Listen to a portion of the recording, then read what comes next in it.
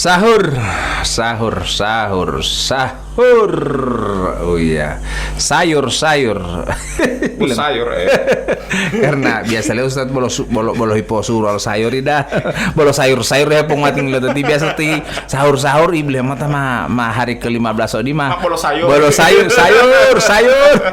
Ati karena boleh hari pita lo mau tahu orang semua antar ke sana sayur mah itu bolo sayur ya mau tuh ya talati. Bismillahirrahmanirrahim. Assalamualaikum warahmatullahi wabarakatuh. Alhamdulillah di Ustadz juga sudah ada di tempat ini. Kita kembali dipertemukan oleh Allah Subhanahu wa taala di Bingkai Ramadan yang disiarkan oleh kerjasama Poliamatov FM dan juga Cahaya FM Bualemo. Pendengar yang sama dirahmati Allah Subhanahu wa taala, semoga kami jumpai seluruh para pendengar di Provinsi Gorontalo yang sementara stay tune baik melalui streaming, juga ada mungkin yang mendengarkan kami melalui streaming dan berada di luar daerah Provinsi Gorontalo. Orang-orang Gorontalo yang rindu akan kampung halaman, insya Allah mendengarkan Cahaya FM maupun Poliamatov FM ini akan merindukan kampung halaman dan akan mencari celah untuk bisa pulang kampung, untuk bisa kembali berhari raya bersama kedua orang tua. Berhari raya dengan orang tua ini nikmatnya luar biasa ya Ustadz ya. Karena memberikan senyuman kepada orang tua itu pahala yang sangat luar biasa. Artinya kemarin kita bicara tentang durhaka, tapi bagaimana orang memberikan kebahagiaan kepada orang tua. Tapi tak tahu Ustadz ya. Hasan Al-Basri pernah berkata bahwa kalau saja memberikan senyuman kepada kedua orang tua itu adalah ibadah, bagaimana dengan berbakti, berbuat baik? Sedangkan memberikan senyuman saja sudah ibadah, apalagi berbakti sama kedua orang tua. Artinya mopoeng mengodula Ustaz. Bukan kita orang bahasa bukan senyum-senyum pak orang tua, bukan begitu. Bagaimana mempoeng itu mengodula. Artinya dengan hadirnya kita orang, dia dapat lihat ke sana DP cucu-cucu. Senang sekali luar biasa itu orang tua mendapat yang seperti itu dah. Ini didengarkan oleh saudara-saudara kita yang sementara mendengarkan streaming. Tapi tahu Ustaz belum bukan itu Ustaz ini Bismillahirrahmanirrahim. Assalamualaikum warahmatullahi wabarakatuh. Waalaikumsalam. Alhamdulillah Rabbil alamin wal aqibatu lil muttaqin wala udwana illa 'alal zalimin. Asyhadu an la ilaha illallah wahdahu la syarikalah wa asyhadu anna Muhammadan 'abduhu wa rasuluh la nabiyya ba'dah. Allahumma shalli wa sallim wa zid wa barik ala sayyidina Muhammadin wa ala alihi wa sahbihi wa man sara ala nahjihi wa iktafa atharahu ila yaumi al-qiyamah. Hadirin para pendengar Poliamatov FM Gorontalo dan juga Cahaya FM Bualemo yang insya Allah kita semua dimuliakan oleh Allah Subhanahu wa taala. Alhamdulillah kita bersyukur kepada Allah pada pagi hari ini kita bisa berjumpa kembali. Sudah hari keberapa ini ya? Yang ke-15 Ustaz. Ke-15 berarti sepertengahan. Ya, Mamo Kuno. Ya, sahabat malam dapat tarawih di ya setelah salat tarawih kan ada witir. Biasanya di witir itu ada kunut ya. Dan malam kunut ini adat Gorontalo, kebiasaan orang Gorontalo makan pisang dengan kacang. Kenapa itu makan pisang dengan kacang? Begini, saya mau cerita sedikit dulu ya. Lo mulai to kacawau lutu. Maksudnya begini, kenapa ada makan pisang dengan kacang? Mau lumai kan orang Gorontalo itu kan masih menganut ajaran animisme, dinamisme. Ya, tapi maksudnya di samping mereka Muslim masih ada ajaran-ajaran yang demikian. Sehingga pada kalau misalnya terlalu banyak makan pisang dan terlalu makan banyak kacang, bukan lagi animisme dengan dinamisme, lolaisme. Artinya laloisme. Ya. Karena maya terus. Ya. Jadi awalnya mereka itu kan tiap kali tanggal 15 Ramadan mereka itu apa? Mandi kabal. Tujuh? Ya, mandi kabali. Jadi mereka kan molihulo kabali itu Ustaz ya. Molihulo kabali. Itu kan mereka mau ambil pas pada saat bulan Purnama. Kan tanggal 15 itu kan bulan purnama. Mamuli huto dutulo heti madelol sabel ya. Mandi kabal. Dan mandi kabal itu pada saat itu mereka antrian. Karena menunggu antrian yang sangat banyak, dorang makan pisang dengan kacang. Ya. Nah, dan semakin berlalu hari demi hari berlalu, orang-orang hadir di majelis taklim, ada yang sekolah dan lain sebagainya.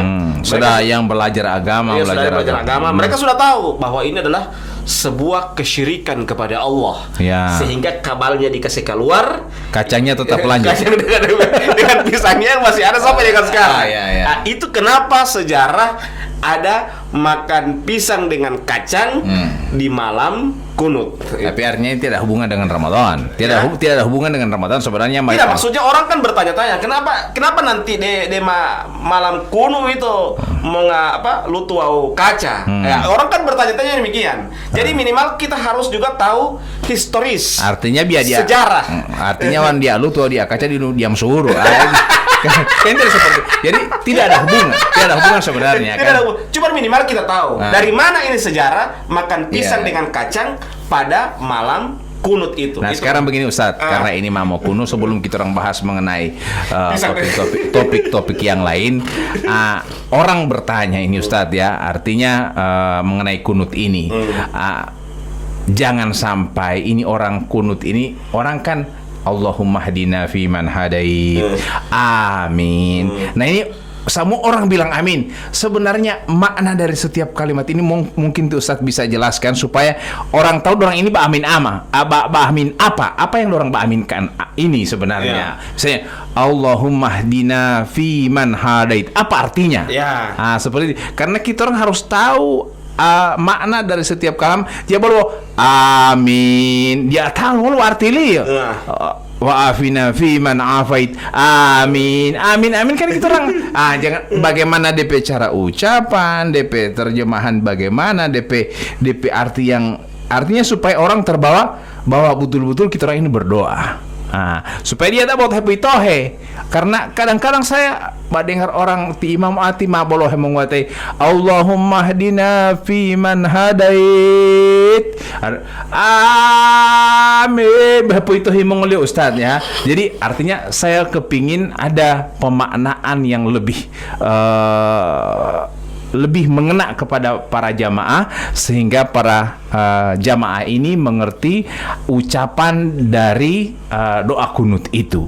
Ini yang keinginan saya. Insya Allah Pak Ustadz bisa menjelaskan supaya para pendengar ini tidak main-main ketika mendengarkan kunut ini. Jadi Allahumma hadina fi man hadait, wa afina fi man afait, wa tawallana fi man tawallait, wa barik lana fi ma atait, wa qina bi rahmatika ya rabbana syarra ma qadait. Ada juga wa qina syarra ma qadait. Langsung di situ. Nah, ini kemudian ada setelah itu yang lain itu tidak bersuara keras dan tidak perlu diaminkan. Nanti kemudian di akhirnya sudah sallallahu ala sayyidina Muhammadin sudah kemudian langsung rukun. Nah ini pemaknaan daripada kunut ini supaya kasihan orang yang belum mengerti sebenarnya mengenai kunut ini. Silakan Ustadz bisa menerjemahkan. Kedua Ustadz. Taib. Kunut ini kita harus tahu dulu, kunut ini memang terjadi perbedaan pendapat di kalangan para ulama. Itu kalau kunut subuh. Tidak, saya tahu. Bukan. Kunut tarawih pun berbeda pendapat. Oh begitu ya Ustadz ya. Kalau madhab Hambali itu start dari tanggal 1 Ramadan. Itu madhab Hambali. Makanya di Tanah Suci coba lihat, dorang habis tiap kali witir langsung kunut. Dari tanggal 1 Ramadan itu Syekh Suraim itu karena apa? Karena mereka menganut madhab Hambali. Kalau madhab Syafi'i dia start tanggal 15 malam ke 16. Ultima lombuhui betul Ustaz ya. Jadi dan itu kita karena kita di Indonesia bermadhab Syafi'i, kita ikuti itu. Kita ikuti itu. Jadi mereka startnya atau mayoritas madhab Syafi'i start kunut itu, kunut tarawih, maksudnya kunut witir itu pada saat mulai tanggal 15 Ramadan atau malam tanggal 16. Jadi jangan sampai orang bertanya-tanya, kenapa ya orang di Indonesia sama yang beda di tanah suci? Kalau tanah suci mulai dari 1 Ramadan. Ya iya, karena di tanah suci itu mazhab Hambali. Ya. Kalau kita di Indonesia mazhab Syafi'i. Ya. Sehingga mazhab Syafi'i itu tanggal berapa? Mulai tanggal 15 Ramadan. Nah, itu dulu kita dudukkan. Ya. Nah, populuh apa mata itu. Ya, supaya kita paham. Ya. Jangan dikasih beda biasa kan kenapa ya di Mekah dan Madinah kan itu pusat apa namanya? Islam. Kenapa beda dengan Torang ya? Torang di Indonesia kan bukan pusat Islam. Ya, harusnya ente paham itu dengan madhab demikian. Ya. Bahwa di Indonesia madhabnya Syafi'i. Ya. Sehingga mereka kunutnya nanti tanggal 15 Ramadan. Nah, itu. Nah, kita ke doa. Allahumma hdina fi man hadait. Ya Allah, berikanlah petunjuk kepada kami sebagaimana orang-orang yang Engkau berikan petunjuk. Nah, itu dulu berhenti di situ. Ya. Ya Allah, torang di doa pertama ini kita orang memohon petunjuk dari Allah Subhanahu wa taala. Artinya amin. Oh, tahu butuh happy amin. Jadi kita orang ini jangan sampai sistem lo Belanda. Mana sistem perdomen itu perdomen. Artinya kan kita orang jangan sampai orang tidak tahu ini ya. Jadi apa yang dibacakan mulu amin tuh. Sistem Belanda itu perdomen. Dia tidak tahu ini yang perdomen. Allahumma hdina fi man hadait. Ya Allah, berikanlah petunjuk kepada kami ya. Jadi usahakan yang dibacakan oleh imam minimal kita tahu artinya. Jadi kita aminkan ya, kita tahu maknanya. Seperti tadi di zaman Nabi kan pernah ada orang yang memberikan salam kepada Aisyah. Dia kasih keluar ini lam, bukan assalamu alaik tapi assamu alaik. Ya, kecelakaan bagimu. Maka hal itu ditanya kepada Nabi. Nabi mengatakan apa? Jawab dengan waalaikum. Waalaikum itu maksudnya apa? Tergantung DP maksud. Kalau DP maksud buruk Pak ente, Pak ente Allah buruk. Kalau DP maksud baik Pak ente, Pak ente Allah baik. Itu maksudnya dia jawab dengan waalaikum. Nah, begitu juga ini. Jangan sampai ketika kita membaca Quran kita hanya mengaminkan tapi kita tidak tahu maknanya. Itu pentingnya kita harus mengetahui makna-maknanya. Jadi Allahumma hdina fi man hadait artinya adalah ya Allah, berikanlah petunjuk pada kami sebagaimana Engkau memberikan kepada orang-orang sebelum kami petunjuk. Itu. Yang kedua, Allahumma hadina fi man hadait wa afina fi man afait. Dan berikanlah kesehatan kepada kami, afiah, kesehatan sebagaimana Engkau berikan kesehatan kepada orang-orang sebelum kami. Apalagi puasa adi. Harus afin nabi itu amin. Memang kita orang khusus berdoa di situ. Apatan mah popongotol di malam puasa kan Ustaz ya. Jadi diberikan petunjuk, kemudian diberikan kesehatan. Luar biasa ini doa ini. Jadi kalau kita orang tidak khusus mengaminkan ini, kita orang hanya bermain, ideal mau tapu. Makanya mazhab Syafi'i itu agak agak tegas masalah kunut subuh ini. Tegasnya bagaimana? Kalau kunut subuh mereka menganggap ini kunut subuh ini termasuk apa? Sunnah abad. Sunnah abad itu maksudnya apa? Ketika dia tinggalkan, maka dia harus sujud sahwi. Karena dia bagian dari sholat, dianggap dari sunnah abad. Ketika dia tinggalkan, dia harus sujud sahwi. Sama dengan meninggalkan rakaat-rakaat sholat. Sama dengan dia kelebihan rakaat atau kekurangan rakaat. Dia harus sujud sahwi. Itu betapa perhatiannya mazhab Syafi'i terhadap kunut subuh terhadap kunut itu. Wa afina fi man afait wa tawallana fi man tawallait. Dan peliharalah kami sebagaimana Engkau memelihara orang-orang sebelum kami. Tunggu dulu ini Ustaz, ini doa luar biasa ini. Sedangkan pelihara orang tua saja kita orang so senang sekali. Bagaimana orang tua memelihara kita orang? Apalagi Allah yang menjaga, Allah yang memelihara. Ini luar biasa sekali ini doa ini. Jadi jangan main-main di kunut. Doa-doa yang disampaikan oleh imam ini bukan doa sembarang doa, dan ini sudah dicontohkan. Jadi itu. Jadi Allahumma hadina fi man hadait, petunjuk, kemudian kesehatan dan keafiatan, kemudian wabarik lana fima a'tait, dan berikanlah keberkahan apa yang Engkau telah berikan kepada kami. Itu jadi berkah. Jadi sesuatu hal yang kita miliki, ada yang berkah, ada yang tidak. Yang kita cari itu apa? Keberkahan. Sebagaimana yang kita sudah bahas pada beberapa hari yang lalu, bahwa apalah artinya ilmu yang banyak namun tidak berkah. Apalah artinya harta yang banyak tapi tidak berkah. Apalah artinya kehidupan umur yang panjang tapi tidak berkah. Makanya kita berdoa di kunut apa? Wa barik lana fima a'tait. Berikanlah keberkahan keberkahan dari apa yang Engkau telah berikan kepada kami. Ada sudah 4 doa yang luar biasa yang insyaallah doa-doa kita ini diampuni oleh Allah Subhanahu wa taala. Allahumma hadina fi man hadait. Ini adalah petunjuk, wa afina fi man afait. Kita mohon kepada Allah untuk tetap dalam keadaan sehat. Kemudian wa tawallana fi man tawallait. Kita memelihara anak Allah Subhanahu wa taala dipelihara. Wa barik lana fi ma atait. Kita diberkahi oleh Allah Subhanahu wa taala. Dari apa yang Allah telah berikan kepada kita. Jadi jangan sampai kita orang ini justru tidak berkah apa yang diberikan Allah Subhanahu wa taala. Dan terakhir wa barik lana bi rahmatika syarra ma qadait. Atau ya ada Allah juga berikanlah atau jauhkanlah kami dari keburukan dengan rahmat-Mu. Jadi Allah menjauhkan kita dari keburukan itu juga rahmat Allah.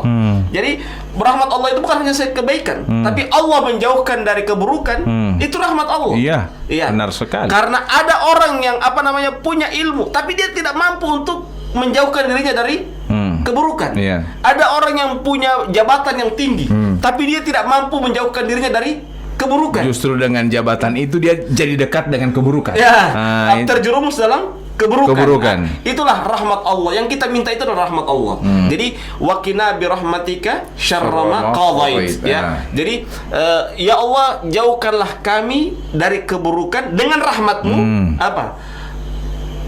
Syarra ma qadait. Apa yang Engkau telah tentukan, keburukan yang Engkau telah tentukan. Jadi kita berlindung kepada Allah dengan rahmat Allah agar Allah jauhkan kita dari keburukan tersebut. Jadi saya yang terjemahkan Bali yang jahar saja karena itu yang diaminkan.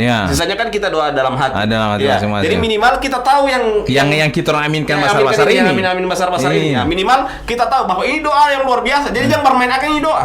Jangan bermain akang, jangan bawa amin teriak-teriak baru kita tidak tahu maknanya. Kita tahu ternyata ada makna yang terkandung, ada sesuatu hal yang sangat baik. Bayangkan mazhab Syafi'i saja menganggap itu kunut bagian dari sholat. Bahkan ketika dia meninggalkan kunut, dia harus sujud sahwi karena dianggap sama dengan meninggalkan rakaat-rakaat dari sholat tersebut. Jadi kita sudah selesai dengan bahasan kunutnya ya. Jadi Ustadz, semoga para jamaah khususnya yang melaksanakan sholat tarawih ini lebih khusyuk lagi setelah mengetahui 5 doa yang sangat luar biasa, yang sangat besar ini. Insya Allah kita aminkan ini dengan kehusyuan kita justru akan menjauhkan kita dari segala musibah, dari segala malapetaka yang akan melanda diri kita sendiri. Karena di sana ada doa petunjuk, kemudian kita minta perlindungan, pemeliharaan Allah Subhanahu wa taala, bahkan kesehatan pun kita doakan di sana.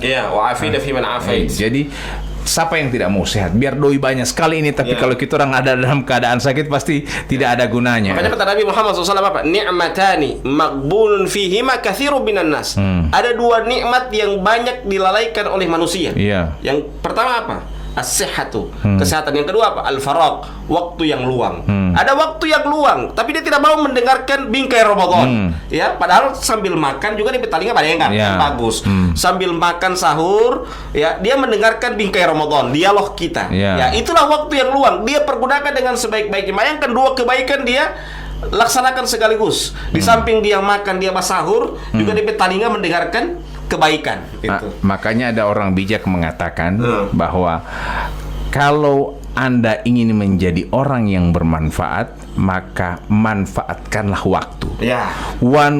Anda ingin menjadi orang sia-sia, maka sia-siakanlah juga waktu. Jadi ditentukan oleh waktu. Makanya waktu yang diberikan ini sudah di agama kita ini semuanya sudah diatur. Jadi waktu dengan kesehatan ini adalah yang kadang-kala dilipakan oleh manusia. Orang mau pikir bahwa boti rezeki boti pemuhaling atau doi.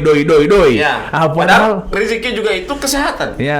Berapa banyak orang yang banyak uang Bompuli tato umah mana ada dokter ini, mana ada luar negeri, mana ada sembuh. Tidak sembuh. Dia bawa panyaki, bompuli todoi, dia bawa mailat. Akhirnya kan begitu kan, habis uang meninggal dunia juga. Jadi tidak ada apa-apa.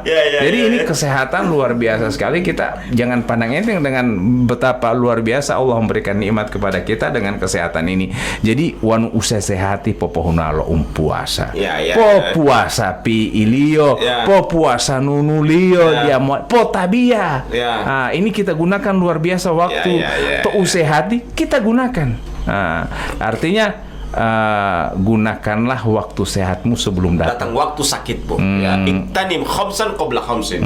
Ya, pergunakan yang 5 sebelum yang 5. Walau itu Ustaz. Jadi itu termasuk sehat sebelum datang sakitmu. Jadi waktu luangmu sebelum datang waktu sibukmu. Waktu mudamu sebelum datang waktu tuamu. Sebelum mama pang kola uti. Ieu mas teh ngamati bola ala pam nadeti apa ta nadeti makusa mamembah odeti. Itu mulai mah itu nih. Nah, itu kan artinya kadang orang pernah saya dengar dari ulama mengatakan orang itu akan dimatikan oleh Allah pada kebiasaannya. Betul.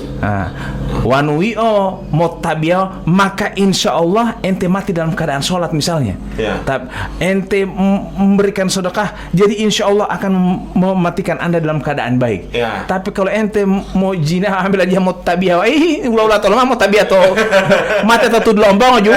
Itu mau pangkolama itu Ustaz ya. Jadi apakah benar ini Ustaz? Benar, karena apa namanya Allah itu mewafatkan seseorang sesuai dengan kebiasaannya. Itu yang saya tanya. A'malu bil khawatim, dan yang menentukan dalam kehidupan itu apa? Ending kita. Bagaimana ending kita dalam hidup? Itu menentukan. Wal akhiratu khairul laka minal ula.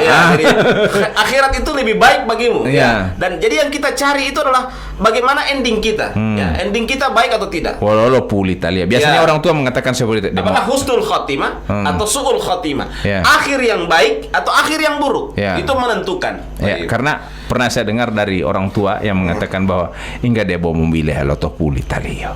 Itu dia mau pilih helo pada akhir akhirnya. Walau butia batang buti. Intinya apa? Mau kuliah di game. Bagaimana DP game kalau dia mau pilih helo atau pulih talia. Walau batang buti. Istilahnya artinya begitu. Ketika ada orang mengatakan ente salah, ente benar. Akhirnya orang tua itu mengatakan enggak dia mau pilih helo atau pulih talian walau. Biasanya orang tua seperti itu. Dan itu maknanya luar biasa Ustaz. Yang mana imam pejago-jago buti akhirnya dia masuk kamar begitu loh orang tua. Terus dia mikir apa-apa. Enggak dia mau pilih helo atau pulih talon iyo atau wau tak benar. Mau Ustaz. Jadi wan jail hulo delami olo yo jalali odi. Artinya begitu kan? Berarti itu sudah ada kesombongan sama diri sampai ada orang tuh bilang begitu. Demikian maksudnya bukan karena orang peko bodoh ente tidak jadi begini. Kalau bukan orang peko bodoh ente tidak jadi begini. Karena biasanya orang yang membodoh-bodohi orang lain akhirnya dia sok ngambil orang tua begitu. Enggak dia mau pilih hal atau pulih tali oti. Wawang jail hulo delami olo jalali odi. Ini akhirnya kan kita subhanallah. Karena apa? Hidup itu tidak bisa menjamin. Karena roda kehidupan itu berputar. Sekali-sekali di atas, sekali-sekali di bawah. Jadi kadang-kala orang merasa bahwa saya hari ini sudah soleh, saya hari ini sudah berpegang dengan sunnah, belum ada jaminan roh. Hidup masih panjang, perjalanan masih panjang. Bisa jadi hari ini, makanya kata Nabi Muhammad SAW apa? Badiru bil a'mali fitan kakita ilailil muslim. Hendaklah kalian segera beramal karena akan ada fitnah. Fitnah itu seperti apa? Potongan malam. Bayangkan potongan malam itu bagaimana? Putih atau yang cahaya dapalia dianggap siang padahal malam, dianggap malam padahal siang. Ini fitnah, itu fitnah. Potongan malam, gulungan potongan malam.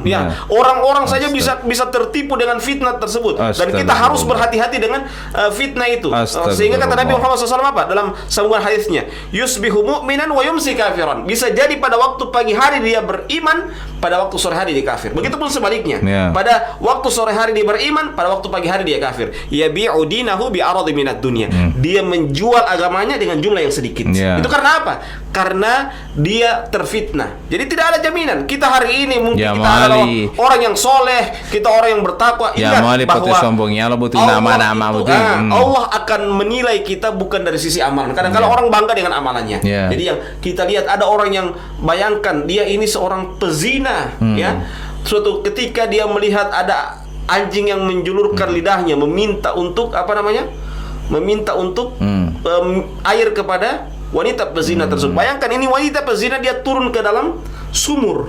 Dia mengambil air itu dengan sepatunya. Sepatu yang dia pakai ke tempat bar, ke tempat diskotik. Dia ambilkan itu air itu dengan dia turun ke dalam sumur, dia ambilkan air itu, dia tampung di sepatunya, kemudian dia minumkan kepada anjing tersebut. Dan apa yang terjadi? Bayangkan, hanya karena ketulusan seorang wanita pezina memberikan minum kepada anjing. Dia bukan berharap surga. hanya tulus, ketulusan dia memberikan minum kepada anjing, itu menyebabkan Allah masukkan dia ke dalam surga karena dia tulus memberikan minum kepada anjing tersebut. Apalagi bakal saya buka puasa dengan tulus. Ya, apalagi itu kan buka puasa itu kan lebih mulia. Ya. Ini kita lihat kalau menurut kacamata kita kan dua-dua orang yang hina. Anjing hina, hewan yang hina. Semua orang pasti tidak mau dijuluki dengan anjing, pasti dia marah. Begitu juga pezina. Pezina itu semua orang tidak anti dengan perbuatan zina. Tapi bayangkan dengan ketulusan dia memberikan minum, dia rela turun ke dalam sumur, mengambil air dengan sepatunya untuk demi memberikan minum kepada seekor anjing yang menjulurkan lidahnya. Dia dimasukkan oleh Allah Subhanahu wa taala ke dalam surga disebabkan karena apa? Karena dia memberikan minum kepada anjing tersebut. Jangan sampai pulma mau dungo heute wadidum puasa mau mampe lua pula. Yang sisi penglihatan kita bukan memberikan minum kepada anjing, tapi apa? Ketulusan. Ada orang yang tulus tapi belum murni tulus. Tapi ini wanita pezina yang menyebutkan ini Nabi Muhammad SAW, yang menceritakan ini Nabi Muhammad SAW. Nabi mengisahkan bahwa di zaman dahulu ada wanita seperti ini. Dia pezina dan kita tahu bersama bahwa zina itu adalah sebuah perbuatan yang kita cela. Dan hewan yang paling kita tidak suka juga adalah hewan anjing. Tetapi dengan ketulusan dia memberikan minum kepada anjing itu menyebabkan Allah masukkan dia ke dalam surganya. Jadi jangan mencela orang.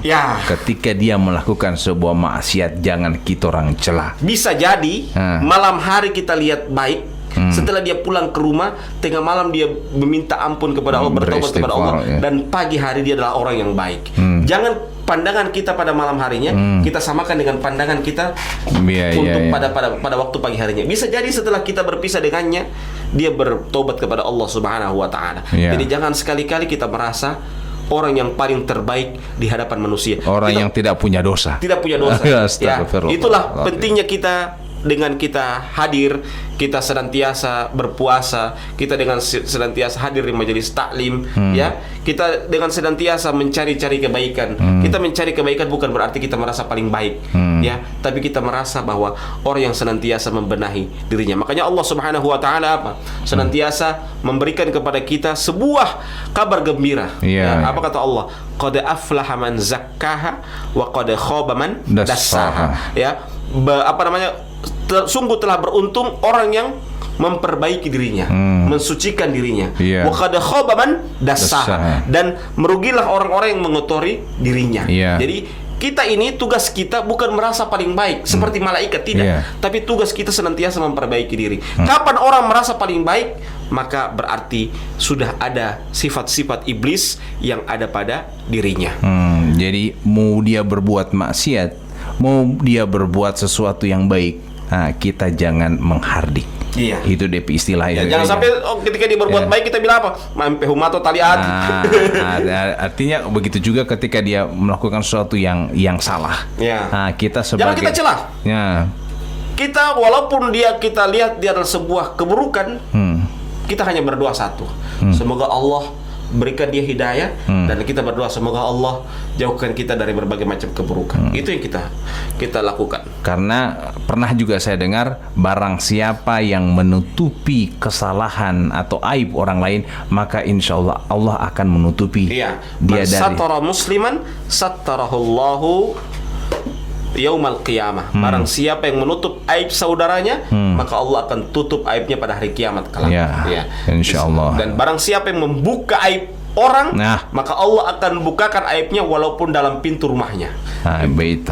Jadi insyaallah kita semua yang mendengarkan ini, apalagi masuk pertengahan bulan suci Ramadan ini, satu dulu adalah kita tahu makna daripada doa kunut yang kita aminkan itu yang pertama. Kemudian kita introspeksi diri, sampai utonu puasa itu jangan sampai puasa tiba mono lo ya tahu mau untuk tadi ya puasa itu langsung bilang tadi sudah neraka dia neraka tadi dia puasa tadi imat kita keke dia malah ikan.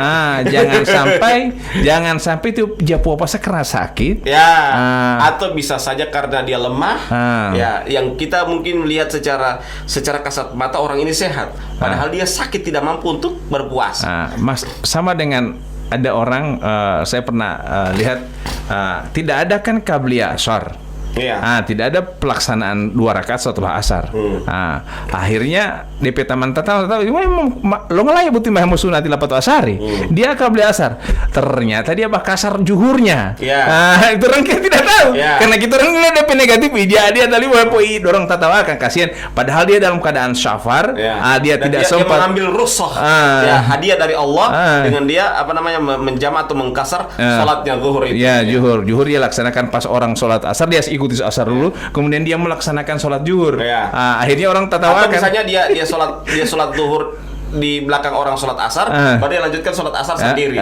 Mencari pahala jamaah begitu. Akhirnya orang tertawa, karena kasihan. Ini orang karena kita orang tidak tahu. Jadi jangan menilai sesuatu. Bisa jadi pandangan kita kepada orang lain kita keliru. Karena apa? Karena kesimpulan kita yang berbeda. Jadi kesimpulan dia sementara menjama. Kesimpulan kita, dia sholat dia asar. Ini ada kesimpulan kan? Karena apa? Karena pandangan kasat mata. Maka jangan menghukumi seseorang itu dengan pandangan kasat mata. Maham bisa lalu kesimpulannya di Ustadz Mailin bata waktu tu mamsur. So tidak mau jadi itu orang pasal. Maka kita tutup dengan membacakan doa kafaratul majelis. Subhanakallahumma bihamdika asyhadu an la ilaha illa anta astaghfiruka wa atubu ilaik. Wassalamualaikum warahmatullahi wabarakatuh.